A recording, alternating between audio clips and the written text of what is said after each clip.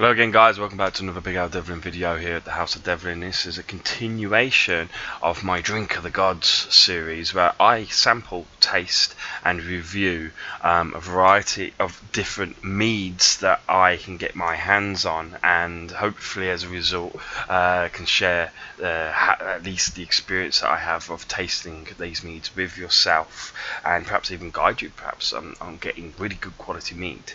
Now the mead that I am drinking today, that I previewed in the previous video, is done by the Lancashire Mead Company.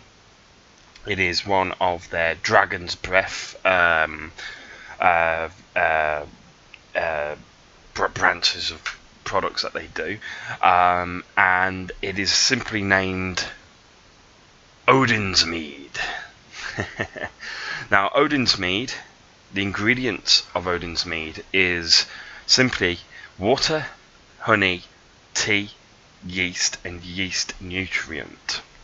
So it's quite a basic, basic recipe there for it. And the Lancashire Mead Company describe their product as such. They give it a little introduction on who Odin is, which of course most of us are aware of who Odin is and his accomplishments, but they give it a little introduction, which they do with all the god. All these meads are named after gods, Norse gods and pagan gods and that. So you know, but we'll go through that, and then they give essentially how they create the product. So give you a little background to start off with though. Odin is the All-Father in Norse mythology. He is the god of battle and also wisdom, magic and poetry. His name means fury or frenzy, the quality of fierce inspiration that guided warriors and poets alike. He is also a relentless seeker and giver of wisdom. So who knows, maybe drinking this mead may make me a wiser man. Now the mead is a traditional metheglin, and that translates basically into a herbed honey mead. The tannins within it give the mead a more full-bodied flavour, making it a firm favourite for drinkers who like oaked red wine, such as myself. That's one of my favourites. Real ales or casked whiskey, and they achieve this remarkable flavour simply by adding tea to the fermentation process, and this gives the mead itself a whiskey-esque top palate. So it's going to be a similar experience to whiskey according to the description that they give, and like they say, I'm really looking forward to tasting this particular one, because before I got into mead, my firm favourite amongst the alcohols out there was red wine. The older the better, the moodier the wine the better. I didn't like the fruity sort of young red wines. I like the real heavy moody wines, which of course is essentially what a oaked red wine is. I like that kind of real heaviness to it. So this is going to be an interesting experience, because I'm not a massive fan of whiskey, believe it or not. So they say yes, you'll like it if you like red wine, but you also like it if you like whiskey. We'll see. And it seems to be, as I say from the description, more similar to whiskey, but I'm very, very, very interested to see how the overall palate is. Now of course I imagine there will be, obviously I'll be interested to see if they get that the same within Aegir's mead, that overwhelming sort of honey aftertaste that remains within the palate long after you've drunk the mead or sampled the mead. And that was an incredibly pleasant experience of the Aegir's mead, and it's made Aegir's mead, as I say, something that I could easily drink a litre or more of that, you know, quite easily within a period of time. It just went down very easily, so we say.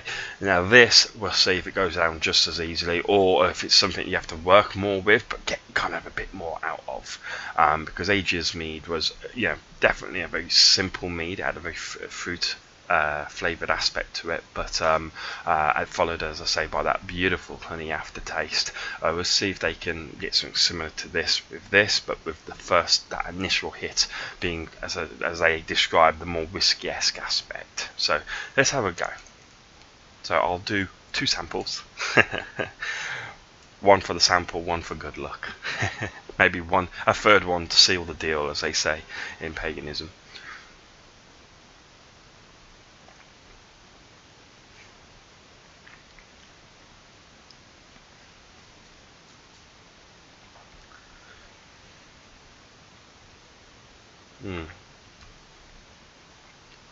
I'm just waiting to see how long the aftertaste goes on for, and trying to describe it in words.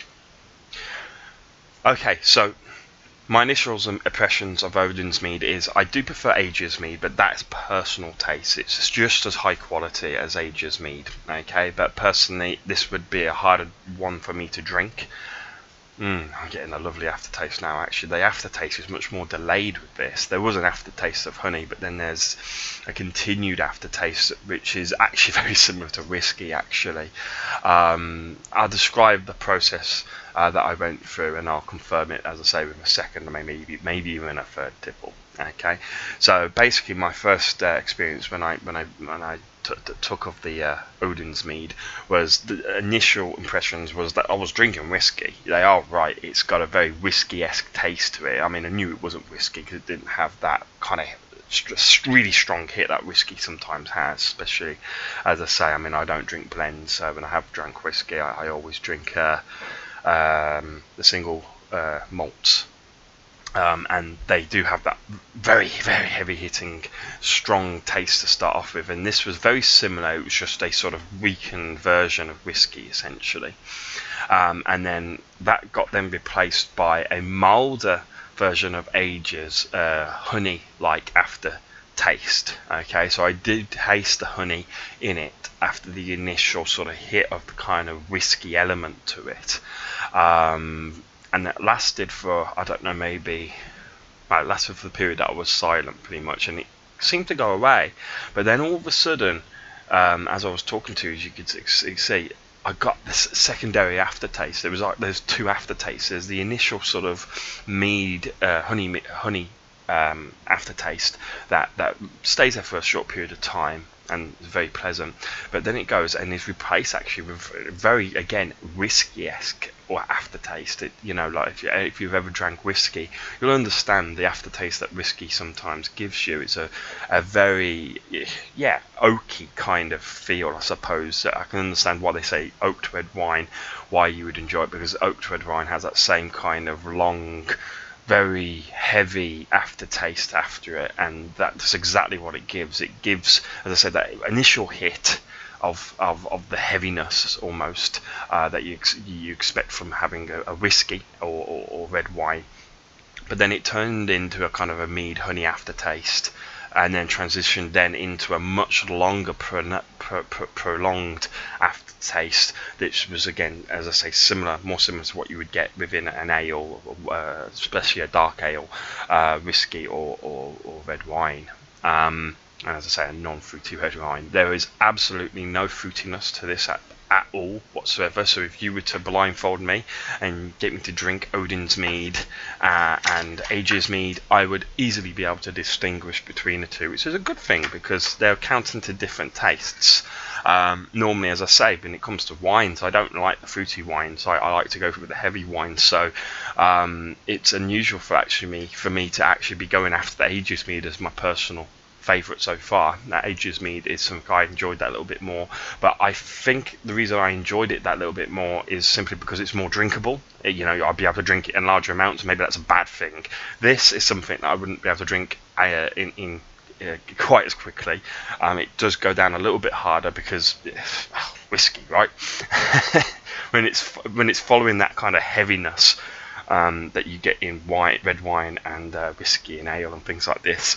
It's all about drinking it at a much slower pace, and actually that, in some ways, as I say, is a very good thing. If I'm impatient, I like to, when I got my drink, I like to, get it down me very quickly. But if you're someone who, or especially, as I say, if you're in a beer garden in the summer, in a lovely hot summer's evening, and you just want to spend a couple of hours, or even maybe like the half a day or day or whatever, just in a beer garden enjoying a drink, you know, maybe you're outside in the back garden, even though you don't have to go out, obviously.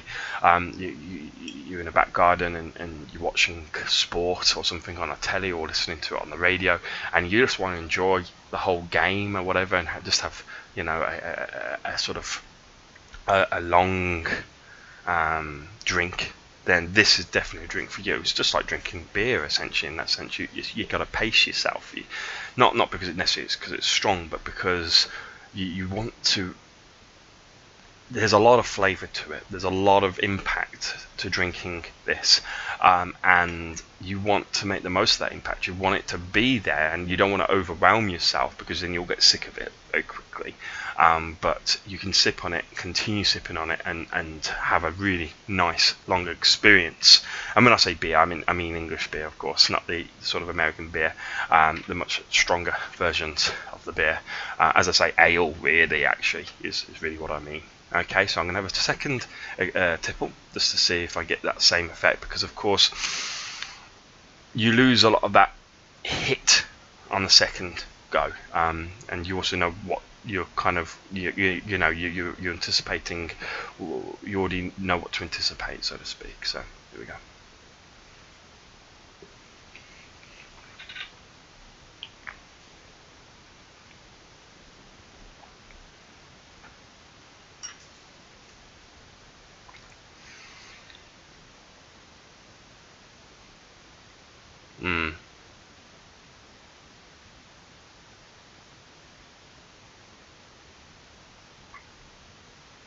Yes. You know what? It actually has a very strong red wine taste to it this time, almost. It's quite interesting. And then that kind of whisk. Yeah, now I'm getting it's taken this long for me to get the whiskey aftertaste. So a better description now that my palate's more accustomed to it, is initially when you're drinking it, and because I moved it around the palate and kept it in my mouth a lot longer on the second time, I got a lot more of the flavour. I wasn't just drinking it, and it's important to maintain it within the mouth to gain the full appreciation of flavour. When I had it in my mouth, it tasted just like red wine, and they are right, oaked red wine, the heavy red wine. It was very different. You're drinking mead and you're kind of tasting wine. It's quite a nice experience, because of course red wine especially, I find, gives you a very heavy headache if you drink even half a glass to a glass. Really, sometimes you get a very heavy headache the morning after, even though it's a very small quantity to drink, obviously. But if you end up drinking a bottle, yeah, definitely you're going to have a really heavy headache the morning after. But this feels like you'll probably get away with it, because I've never had a heavy experience on mead. You never felt too hungover on mead. But when it was within my mouth, it tasted like wine. And then when I swallowed it, I got an aftertaste which was very much like a red wine. I mean, I would have told you, yeah, if you give me this blindfolded, oh, you've given me a heavy red wine. Absolutely, a very dry red wine as well. But then the aftertaste went, as you could probably tell, because then I started talking to you, and then when it hit, so you can get the sort of time period there from watching the video and sort of seeing how long it hit. The aftertaste is actually just identical to whiskey, so it's almost like drinking red wine and whiskey at the same time, but as a mead. Okay, obviously if you were to drink whiskey, which is typically around about 40%, you're going to get drunk very, very quickly, and you're going to be able to drink a hell of a lot of it. And if you drink wine, well, red wine mostly comes around about 12%. This is 14.5%, so it's that little bit stronger, and of course it's a lot stronger than ale. And I don't really see, I mean, the aftertaste now with my palate, as I'm sort of concentrating on it, feels like I've had an ale. Okay, so yeah, absolutely, I can see where the ale comes from, but that's really a long time after sipping on it. You kind of feel like you've had an ale, but that's far less prominent.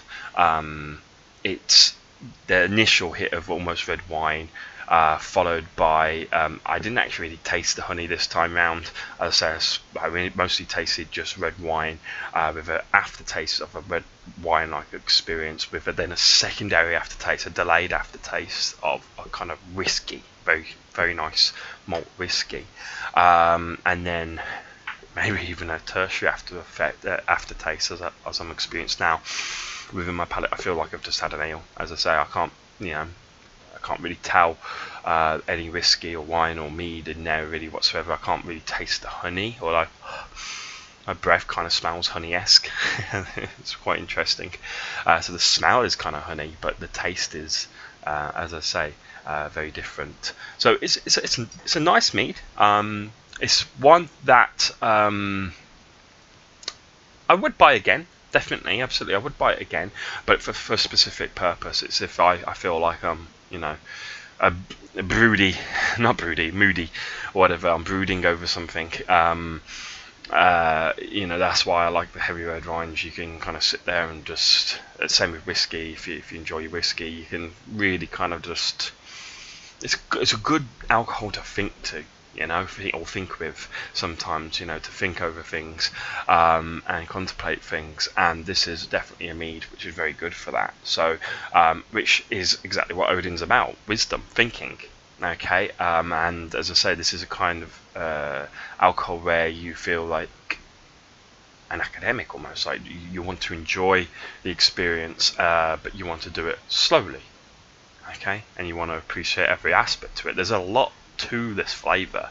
There's a lot more to interpret than Age's Mead. Age's Mead, like they did say, was a simpler recipe, the simplest of the recipes that they do, and it is. It's just fruit and then honey in the palate, and it was very easy, as I say, very light, very nice to drink, which is the quality that I kind of like to my meads. But Odin's Mead is a lot. As you can see, I've spoken about it for 16 minutes, so about an extra 5 minutes than the other mead.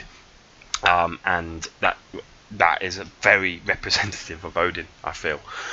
It's nice how they've actually you can actually almost kind of get a rough idea of what the mead's going to be like just by knowing a little bit about the god behind the name of the product. It's nice. It's good. It's good to see. I don't think I can say anything more about the mead without boring you or without waffling on, so to speak. So I'm going to stop, but I will give you a quick preview of this. Is the I have two more meads. This is my last mead that I have from the Lancashire Mead Company. I've got another mead which I might as well show you actually from Germany, which I'll be reviewing after doing these. But the next mead I'll be doing is Freya's Mead, which I'm very excited about because for those who don't know, I am pagan, so Freya is actually my patron god, and I'm very interested to see how her personality is translated into the alcohol, to see if it's represented truly. Like I get Aegir from Aegir's Mead, I get Odin from that mead, as I say, because it's a lot more contemplation behind it. Freya, I'd be interested to see what it's like. Okay, and then I have this mead. It's a black mead, okay, which is achieved through dyes. Okay, so it's not the fermentation process that makes it black. It's been coloured, and it's called. My German's very poor, so I apologies for this. The only German I know is what I've learnt from listening to Rammstein. So bear with me. But it's Schwarze Met, I believe it's called, and it's from beer and wine.eu. Okay, there you go, as you can see there. But I'll give the details of that as I come to review it. But the reason my girlfriend got me, as I say, for my birthday, and it was really so that I can reuse the bottle, enjoy the mead obviously inside, hopefully I do, but to also reuse the bottle because that is a beautiful bottle. The skull, they call it pirate mead, so it probably has a rum-like taste to it, but we'll see when we get to it. And I used to love rum back in the old days, so especially the golden rums and the dark rums from like the Caribbean and stuff, which are rare rocking horse shit over here in England. But I imagine any American viewers over there, you'll be lucky, you'll have quite an easy access to it. But yeah, it was only really in Caribbean festivals where I'd be able to get the proper rum. But I hate Malibu. That's the one thing I would say, is I hate Malibu. I find that to be a disgusting rum. That's just personal taste. But it is a sort of like the most available rum out there. but I always try to get, as I say, the darker rums, the more authentic tasting rums. So it'd be interesting to see if they've incorporated that into that mead or not, but I'm getting ahead of myself, obviously. I hope you enjoyed the videos, guys. I hope you enjoyed seeing that experience of Odin's Mead. I hope it encourages you to go out and get a bottle if that's the sort of thing that you like in your tipple, as I say. And I will see you soon, very, very soon. Probably tomorrow when I do another sampling. Okay, bye-bye.